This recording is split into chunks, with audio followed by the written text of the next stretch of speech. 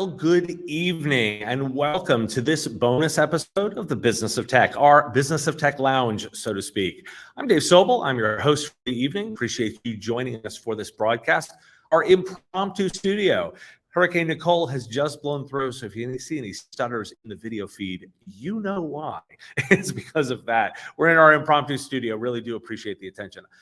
Tonight's a jam-packed show. We're going to try and get a bunch in about 45 minutes, so we really appreciate you diving in on this. Let me walk you through the stuff we're going to cover. First, I'm actually going to give you some highlights from the Wednesday night launch keynote. ConnectWise dove into a bunch of their thinking about the marketplace, and as listeners to the show know, I love good data about that kind of positioning and their strategy.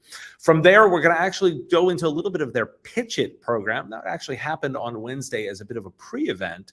It's exciting ideas about the way they might invest in new products, and we'll give you some highlights and insights from that. Additionally, I'm going to give you some color of the conference, show you around a little bit, so the sense of the size and scale and how it's all laid out and what kind of content is coming here. I'm going to go ahead and then you'll hear from our sponsor this evening, Linode. We really do appreciate them sponsoring this evening. I'm also going to do a teaser for you. I'm going to actually talk about Rob Rae, who's been cited here at the conference. And I know many of you are speculating on what he might do. I've got some insights for you there that we're going to talk about. Additionally, I want to give you a sense of the breakout content. We dove into Boss or Babysitter by Peter Melby. You may remember he's been a guest on the show before when he sold out to private equity and has grown his business from there. So we are actually going to follow up there and give you some of the insights that he gave from that breakout session. Finally, I'm going to give you some insights from the innovation keynote, which happened just 2 hours ago. I'll give you some of the highlights of what they announced and my analysis. During the course of the show, if you're watching us live, you can go ahead and put in a question during the broadcast. We will be taking a Q&A session at the end of the show, so please feel free to do that. If you are watching this on the recording, still go ahead and put something in the comment section. I do respond to all of that. Now, I'd be an improper YouTuber if I didn't say, please like and subscribe. Those likes do help us be able to do this kind of content for you. So that gives you a sense of what we're looking at for this evening. So let's kick things off.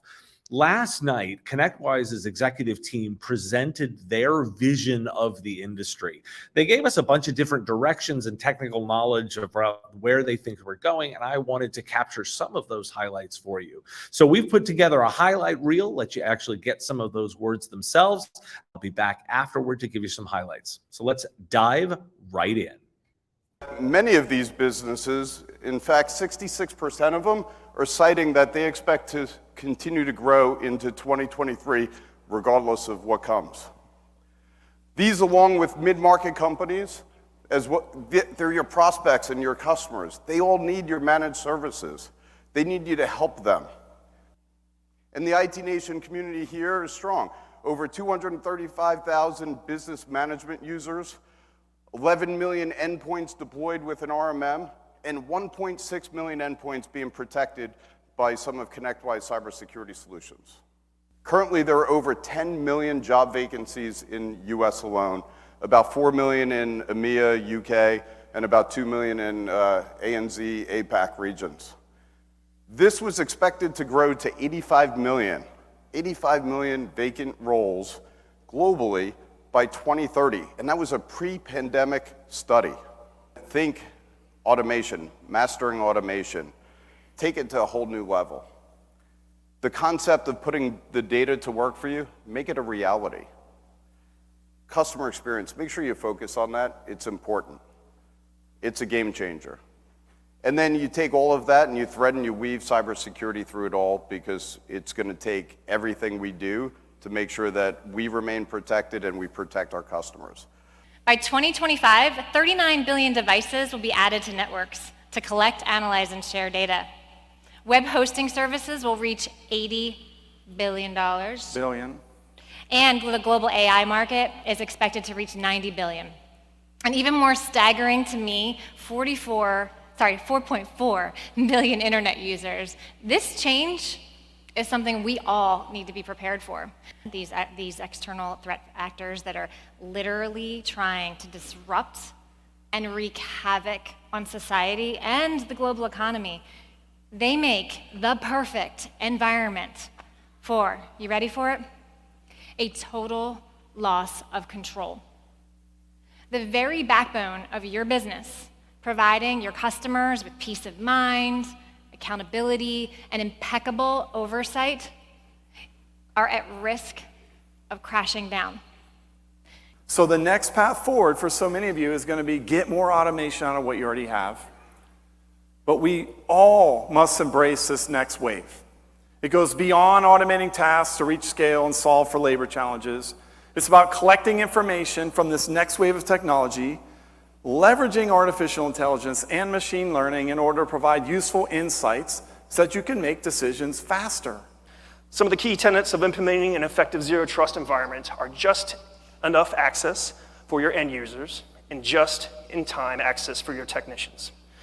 In fact, I'm happy to announce that our newest product, ConnectWise Access Management, so make sure you go by the booth in the Solution Pavilion to see how ConnectWise Access Management helps reduce that blast radius and really brings in that trust environment into better control.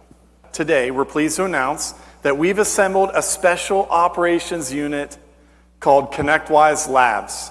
We're doing this to anticipate what's coming and build solutions that help TSPs solve problems that they aren't even facing.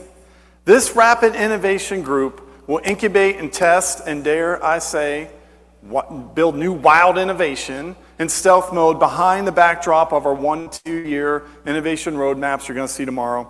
And as a fact, ConnectWise Access Management that Patrick was talking about came from this group. ConnectWise and Arrow share a common interest in helping those in the TSP space thrive.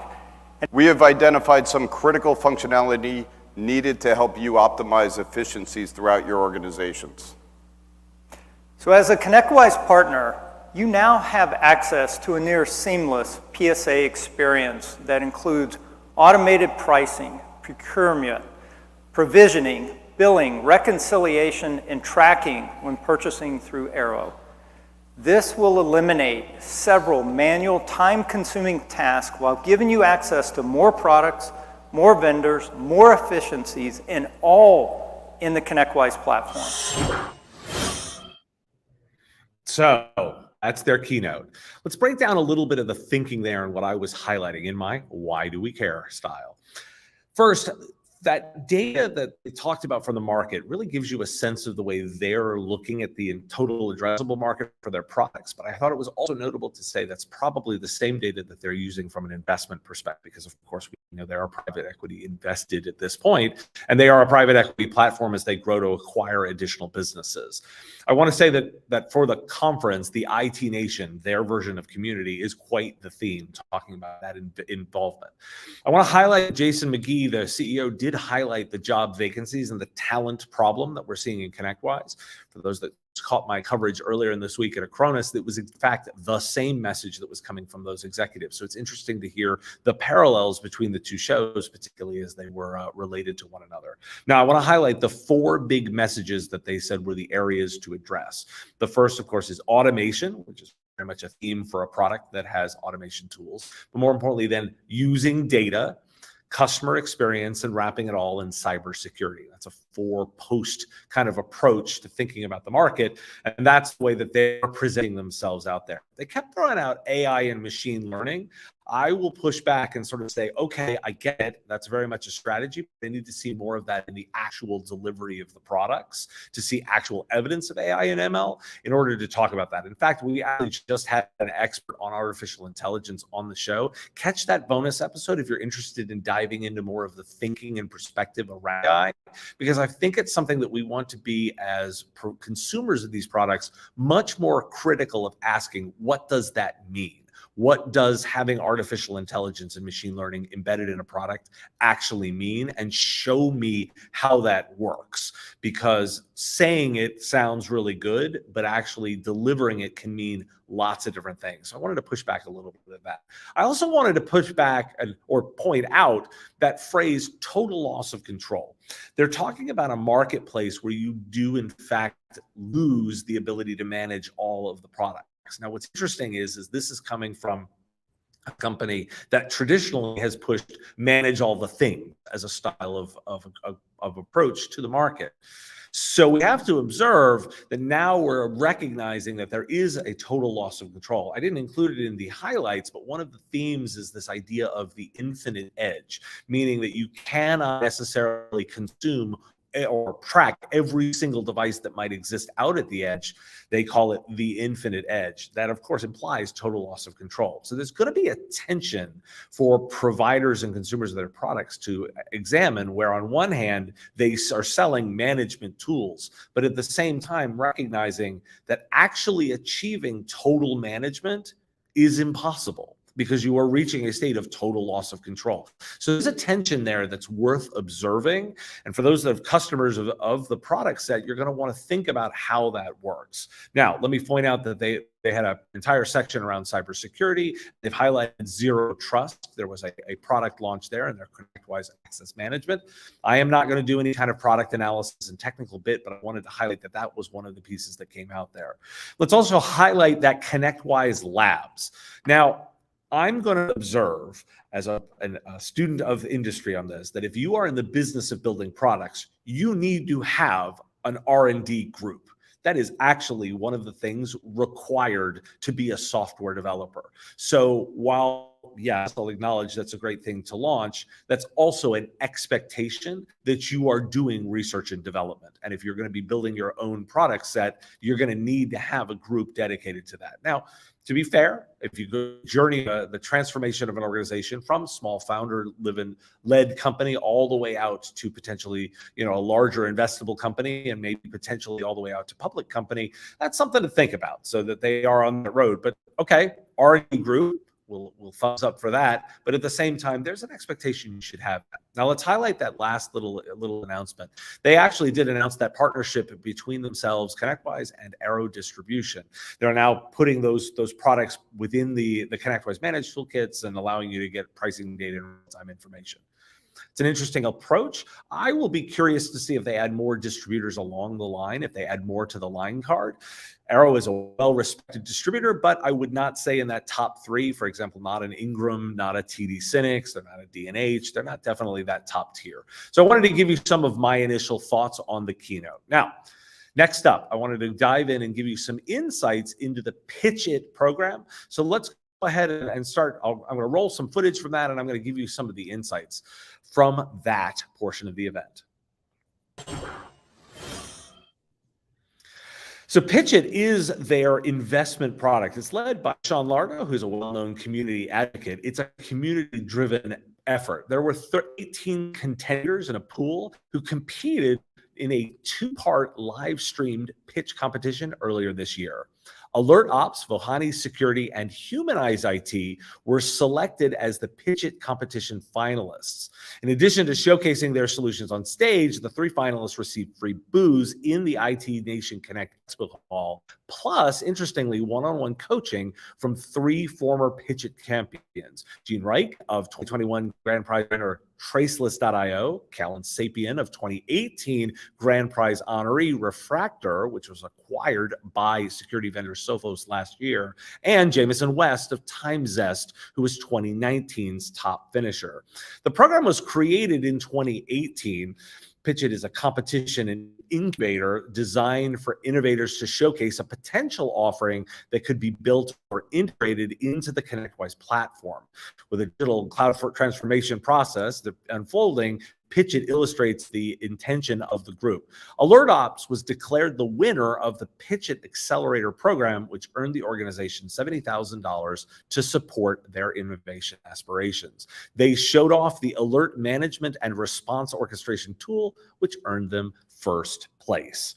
Now, I want to do again my why do we care? I want to highlight, I think this is an interesting approach to investing in new companies and doing that as a marketing investment, that you're actually investing in those groups and at the same time using that as a marketing effort. It's a savvy move for a company that is a platform investment, that if ConnectWise is going to be buying up new companies, what better way to get access to them but instead by bringing them through a program like this, and then additionally bringing that out to the community as a community benefit. So you should know that this has multiple motivations likely behind it. It's a great community move. They are investing in growing their own ecosystems, but at the same time, they're also motivated to buy other companies to roll up into their portfolio. And the more they can get access to that information, that's called due diligence during the acquisition process. These companies would be motivated to get closer to ConnectWise to get one of those prize bits, and they get inside information on the way that they might actually build those products out. It's kind of a clever way of getting access to it. So let's be aware of what that program is. Now, for those of you that weren't able to attend ConnectWise IT Nation or perhaps haven't been to one before, let's go ahead and give you a little sense of the facility and some of the kinds of larger picture of what's going on here at the show. Hi, welcome to IT Nation. How can I help? So ConnectWise is saying about 4,700 attendees. It's laid out across the Rose Shingle Creek facility. It's a really large conference facility with a very large general session room. Then they've got a large session area for Solution Provider Expo where you can go ahead and meet with the vendors. They've got a large section of multiple tracks and breakouts so that you can wander over there and get different bits. And we're going to dive into one of those specifically. Of course, networking is part of it. People always talk about the value of the hallway conversations. They've set up lounge areas around there that you can get an opportunity to talk with other people. You can sit down and talk with the other vendors. You can find side conference rooms at a glance. You get the ability to interact with one another. It's all laid out so that you can do a bunch of different networking. So let's go ahead. That's been one of the big focuses, is doing that connection. Interestingly, when you look at the agenda, it's broken out not just by education areas, but by interest levels. There's areas for people that are interested in M&A. There's areas for people that want to do focus groups that are focused on the products. And IT Nation in general has a tradition of the items of flair you wear on your badge that allow you to sort of indicate what you are interested in doing, working on. So it's an interesting way of facilitating the network, and they've been very focused on doing that with those pieces of flair so that you can get engagement. Again, they're talking about 4,000, I think it's about 4,000 people here. It's going to continue for another day. We're broadcasting on Thursday night. It goes all the way through tomorrow evening. There'll be another day of interaction and conversation. And that's the general gist of it. As they mentioned in the keynote, it's broken out into various kinds of providers. You've got different levels of both the owners, but also some service managers, some of the sales teams and such. There's about 140 vendors here, discussing and having action on the floor. They've definitely invested in making sure to go that out. And most of the breakouts that we've attended have been pretty well attended. In fact, you get a good sense that they really are well attended and they've been invested. ConnectWise went ahead and you pitched to be a member of these different speaking slots. So they actually took calls for speakers, went out and solicited from the community, and did that across the world. The keynote last night was full up. And so we got a really good sense of what was going on here at the conference. So I've been generally impressed with all the organization. And one thing people always ask is, are the snacks pretty good? Yes, they've done a pretty good job with the snacks. So we've really appreciated the opportunity to talk to you tonight. We've got a bunch of things coming up afterward this. So I want to make sure that we know what we're talking about next. We're going to be diving in a little bit on some of the gossip that's happened from the show, so you'll get some sense of that. I'm going to dive into some more of the breakouts, and I'm also going to give you some highlights from the keynote, the innovation keynote that happened this afternoon. Now, know you have some questions. If you're watching this live, go ahead and put those live questions into the chat. I will be taking them now. And at the end of the evening as well, we'll have a Q&A session, so you'll be able to go ahead and get interaction. If you are watching this later, please put those questions in the comment section below. I will go ahead and answer them at a later date. This is, of course, an ongoing thing, and those likes and subscribes are always ongoing. I appreciate your time with that. Now, let's go ahead and dive in a little bit. I'm actually going to spend a moment here, and I'm going to give you an address of one of the gossip areas that have been talked about. I'm going to move on and talk to you a little bit about the buzz about Rob Rae. Now, Rob, as you may have known, was the head of channel and community at Datto for a number of years. He's in fact been in that business for 9 years now. He recently moved on. It was listed on his LinkedIn, and a number of the channel media were quite excited to talk about that. In fact, with headlines like "Shocking news that Rob Rae has moved on." Now, I want to give you a little bit of my own bias here and tell you that I consider Rob a friend. We were colleagues when we worked together at Level Platforms. I was there about 18 months, almost 2 years, right before the transaction to sell that to ABG, but Rob was there for about 7 years. In fact, at one point, I was a customer of his when I was Level Platforms customers working with him. So I have a personal relationship with him that I want to give you a little bit of color around. I think it's important to know, so Rob went from Compaq. He was 7 years at Level Platforms, and he's been 9 years at Datto. But what also is important about that is let's talk about the liquidity events that have happened during his time at Datto. Of course, there was the purchase by private equity the first time.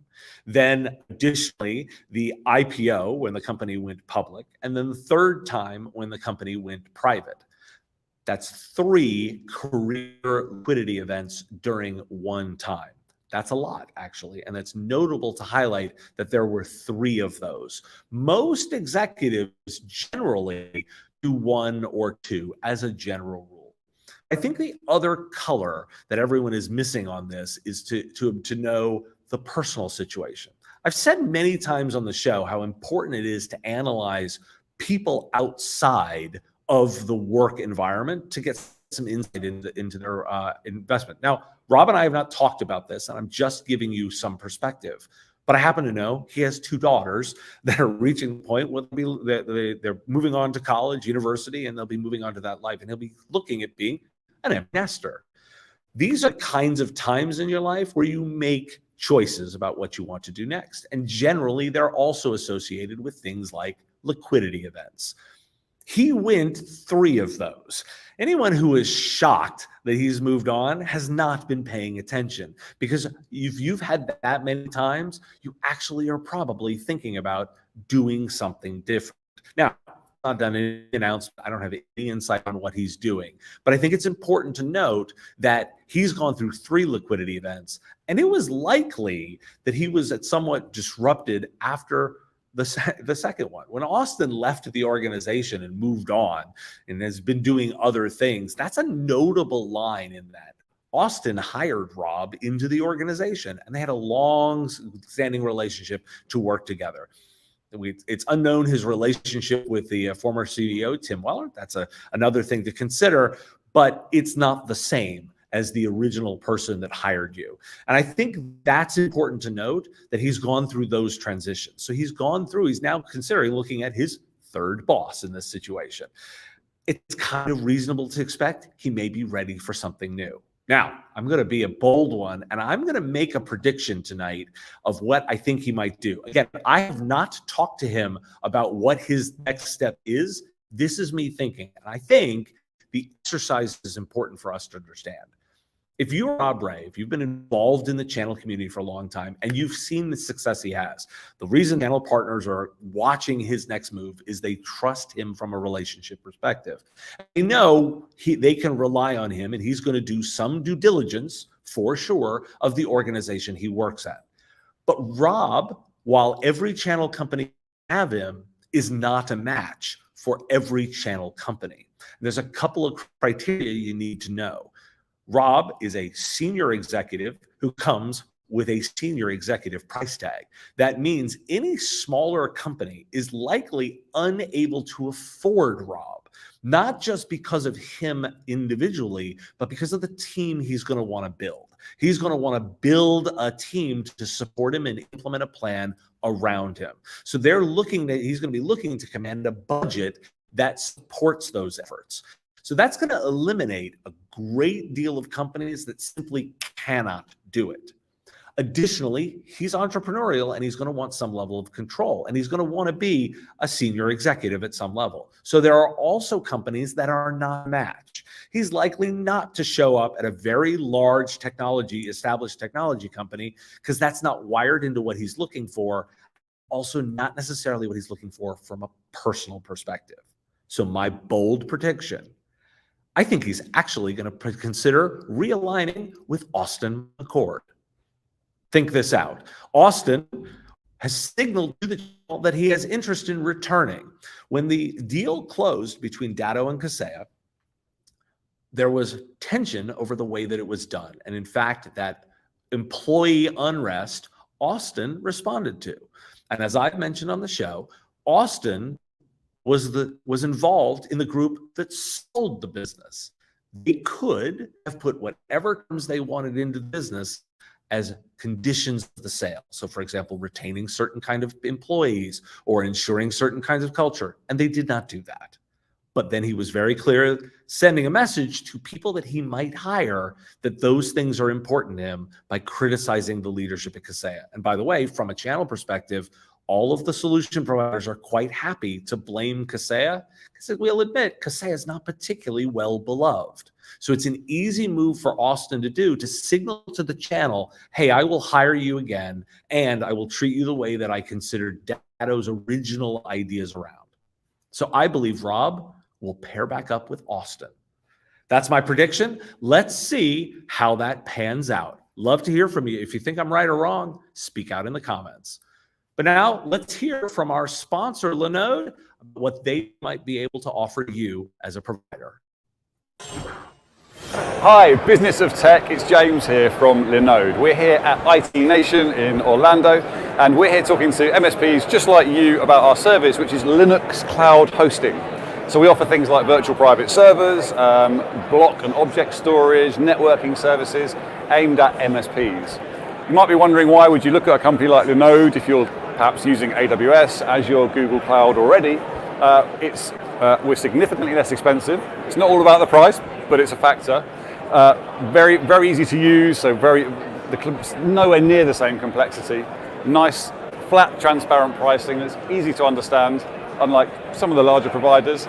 And we have a fantastic MSP program as well, so very much channel friendly. We're here to support you with 24/7, 365 support aimed at MSPs, so you can pick up the phone and have a chat to us if you've got any issues. We'd love to chat to you. If you'd like to learn more, you can head over to linode.com/partners. Grab yourself some free cloud credit. There's a standard $100 offer. You can bump that up to $500 if you have a chat with us. We can extend it for you so you can have a tinker with some of our servers. And yeah, we look forward to hearing from you.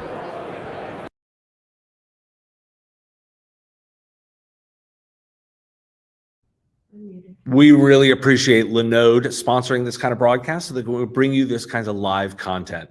Really appreciate their investment in the channel, and thank you for sponsoring us. So next up, we're going to actually dive into one of the breakouts. You've actually met Peter Melby before. He was a guest on the show when we talked about his sale to private equity. He's in fact previously been very outspoken about that, but sold to a private equity organization, is now involved in building out his MSP and growing it through acquisition and organically. He did a session called Boss or Babysitter and dove into some of his lessons as a leader. Let's go ahead and hear some highlights from that breakout session. My story involves a lot of recognizing that I was wrong and changing my mind. I swore up and down I would never hire a salesperson. I run a team of salespeople now. I am on record. You can Google it about how damaging, private equity and M&A is in our industry. 2 years ago, we joined a phenomenal experience with New Charter Technologies, private equity-backed, investment portfolio. All of this is, leads to the idea that we have to continue learning. People love, especially in tech-based companies, to glorify the college dropout, visionary, you really knew what you're doing, and outsmarted the system. This wasn't that. I was a lazy college kid. I made a bad decision, in haste. And it was my first key learning in business was that sometimes we make good decisions. And sometimes we have to make our decisions good after the fact. And this was very much that. But people have been a constant no matter how much our industry evolves. Because we are a people industry. We're people who sell people's time to other people who have IT needs. And if you look at the stereotype of IT, it's not really known for its engagement with people. And so I saw that and I thought, you know what, I can do something different. I heard over and over people who would just say, there are actually two words that came up over and over, and they rattle around in my head a lot, and they probably do yours too, or at least some version of it. It's like, wish my people would just think. It would be a lot simpler. Think, and I didn't have to, correct them every step of the way. And I looked at this and said, you're really not looking at this. I'm going to build a culture that centers around trust. It centers around, close connection. And I do connect with people well. I like people. I have, I want to lean into that. And that was the business strategy for Greystone. The problem is the more you babysit people, the more you need to babysit them. The less you trust them, the less trustworthy they become. And that's a bad formula for scaling a business because MSP owners, especially in the early days, are not known for getting a lot of sleep. And the more people that you have to pay attention to and track down, all those things, the less sleep you get, the harder it is, and the less your business is going to scale, and the more unhappy you are. Our breakthrough is not into looking at this and saying, I'm going to put people out in front of me. Also, Steve Jobs' reputation has nothing to do with how much he let people tell him what to do. Our breakthrough was very different than that. Our breakthrough came over time in a realization that nothing we were doing worked. And not trusting people and babysitting people was miserable. And it really comes down to this, that on a long enough timeline, every company culture succumbs to the laws of human nature. Foosball table, beer in the fridge, parties, happy hours, unlimited PTO. If the best thing about your company is that people can spend unlimited time away from your company, you got a problem.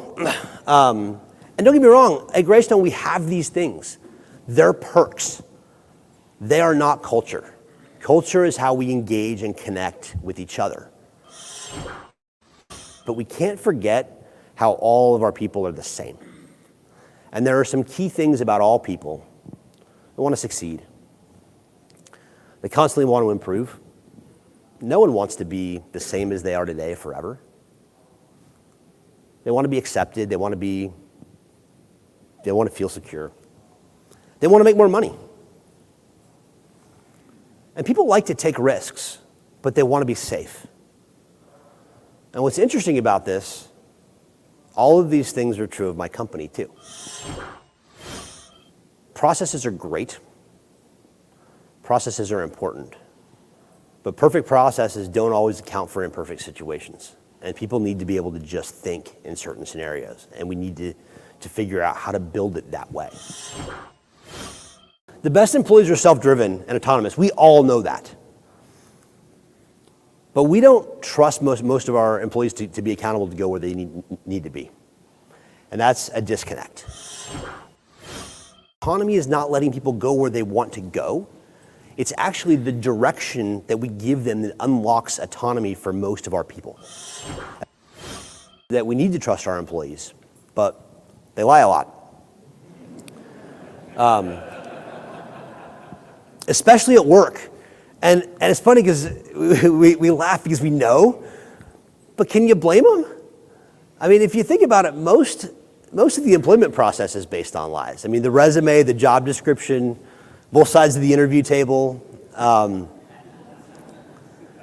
There's not a lot of authenticity when the stakes are high and situations are new.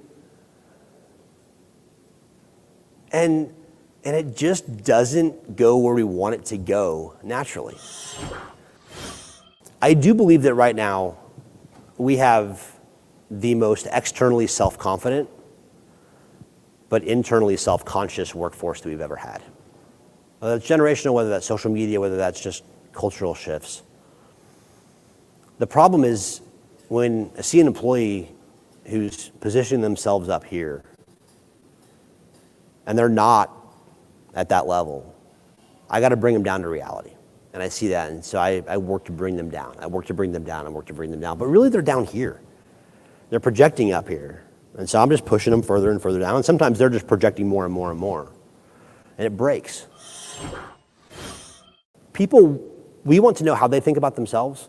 They need to know how we feel about them, about their performance, about where they are. Because if they don't know that, guess what? They make it up. And they often make it up in your voice, in their head.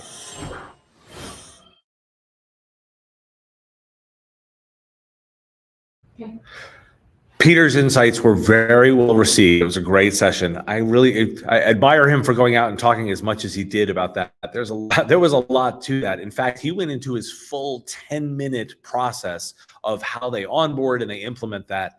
That, of course, might be something we have to revisit at another time. Now, I wanted to, in my why do we care approach, why did I want to focus on that so much? We talk a lot on the show about culture and the way to be a leader and the hiring problems. And Peter has spent a lot of time thinking about the way he wants to deliberately grow his organization out. And I wanted to bring those particular insights out. That's why I spent a lot of time on that. Now, next up, we want to go ahead and give you a little insight into the keynote from this afternoon. Now, I'm going to actually go ahead and talk a little bit about it while we show you some of the highlights at the same time. Now, ConnectWise themselves made a couple of key announcements, and I'll go ahead and quote right actually from the press release on that. They made a ConnectWise PSA integration with IT Boost as an overlay. They've announced a Microsoft integration with ConnectWise RM. And they announced increased cybersecurity capabilities included in the latest portfolio, specifically ConnectWise Vulnerability Management, SASE, which is S-A-S-E by ConnectWise, and Exium, and IAM, which is the Identity Access Management by ConnectWise and Evo, which all they position as bolstering their partners and the cybersecurity posture of those, offering the best possible protection. Now, why do we care? In fact, normally I would have gone ahead and actually not necessarily covered this. This was a specific keynote, and they position it as the innovation keynote. Now, I spent a little bit of time and I had to double check to get the definition of innovation. Innovation is to introduce something new, to make changes in something established. But in technology, we generally think about innovation as large shifts. Most of what they talked about today were features. In fact, in the room, the one item that the entire room to cheer was dark mode in the new products. One of the big things they talked about on their ConnectWise Managed product is a new ticket screen. Now, this is the natural course of evolution for software, but I'm not necessarily sure I'd call this innovation. In fact, I actually talked to several MSPs as we were walking back afterward, and I asked them, was there something in there that you were excited about? And one looked me straight in the eye and said, nothing. The other said, this is a lot of stuff that we talked about. And I wanted to highlight that many of the executives were talking in the future sense. They were talking about things that were coming, not necessarily things that they'd explicitly announced. And so I think I want to offer a little bit of insights in a why do we care on this. The lesson actually I think you should take away from this is you want to talk much more about specific benefits that are going on right now. I think it's important if you're going to position something as innovative, you want to actually be able to say that and use that a little sparingly. If you use a marketing term too often, it actually loses its actual value. A long list of feature innovations is actually just a long list of features. And it's better to go ahead and do that and position that well and show that iterative growth, but that necessarily isn't necessarily innovation. Additionally, it's not innovation when you're building something that's done by someone else. If we look at like Apple and Android, we know that they're exchanging new features back and forth. That's natural progression of technology. It's not necessarily something we would call innovation. And my counsel to solution providers is take that marketing thought into the way that you talk about something. You want to be realistic with your expectations and set them as such. If you overbill it, you run disappointing your own customers who get excited about that. I would, if I was running the show, I'd be considering rolling that back together to a single keynote and actually go ahead and do that thematically, hit your themes, and then make opportunities for people to dive in further on the things they care about specifically. Now, we've talked about a lot this evening, so I want to give you a bit of a recap of what we talked about. I gave you their thematic issue, what they put out from their keynote on Wednesday when we launched. We talked about their PitchIT program. We additionally gave you insight into the way that the show was done itself. I gave you some insights from our sponsor, Linode. We talked a little bit about the buzz at the show, particularly about Rob Rae and where he might go next. We gave you some insights from Peter Melby and his breakout session, and some of those announcement highlights from the innovation keynote. We'll be taking questions ongoing beyond this. If you are catching this in the recording, go ahead and put those questions into the chat or into the comment section. We will take those at any time, both live right now if you've got a question to slide in, or ongoing, I will address them in the comment section. If you're finding us on all those channels, please like this video, go ahead and hit that subscribe and hit the notification bell in order to get those new updates. That is, in fact, how we pay the bills around here. So we appreciate your support. Ongoing, if you've got any other insights, and look for us at businessof.tech. That's our site where you can get all of the subscriptions. You can sign up to all the podcasts or the video show or the weekly newsletter or the daily digest, whatever way you'd like to get our content. It's available in all of your favorite places. Well, I appreciate you joining me this evening. Hope this has been helpful, and I look forward to talking to you at a next live stream. We will be doing a live stream in December on cloud management and SaaS. Look for that, and I will talk to you soon. Have a great weekend.